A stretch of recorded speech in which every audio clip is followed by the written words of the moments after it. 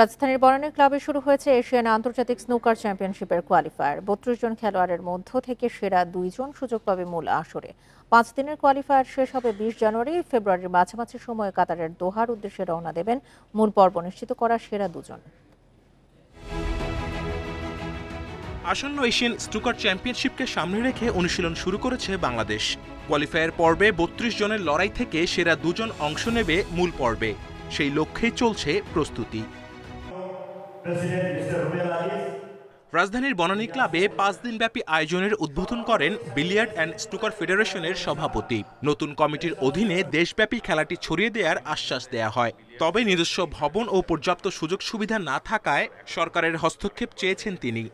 ঢাকা শহরেই তো আমাদের কয়েকটা লিমিটেড ক্লাব ছাড়া কমার্শিয়াল ক্লাব আছে কয়েকটা চিটাগাংয়ে কিছু আছে, সিলেটে অল্প আছে, খুলনাতে একটা দুটো আছে।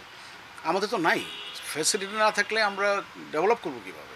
তো আমাদের যত তাড়াতাড়ি করতে পারি, যত ছড়িয়ে দিতে পারি, আশা করছি যে তারপরে গিয়ে আশা করতে পারবো।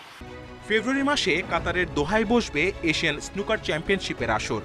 এর আগে খেলোয়াড়দের প্রয়োজনীয় সব সুযোগ সুবিধা দেওয়ার আশ্বাস বনানী ক্লাবের সভাপতি রুবেল আজিজের। অলরেডি একটা প্লেয়ার এই সিলেকশন পর্বে ৮০-র উপরে ব্রেক করেছে। তো ম্যাক্সিমাম যেটা করা যায় 147, তো অলরেডি 80+ ব্রেক হয়েছে। এবং এটা আমাদের যে ইন্টারন্যাশনাল টেবিল, এই টেবিলে খেলাটা অনেক টাফ, কারণ পকেটগুলো খুব ন্যারো এবং ইন্টারন্যাশনাল আন্তর্জাতিক মানের। তো ওরা এই ইভেন্টটা এই টেবিলে প্র্যাকটিস করলে আমার মনে হয় বিদেশে গেলে ওরা ভালো করবে।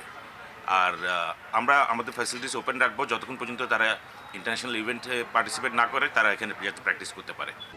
১৫ জানুয়ারি থেকে শুরু হয়ে ২০ জানুয়ারি পর্যন্ত চলবে কোয়ালিফায়ার পর্ব।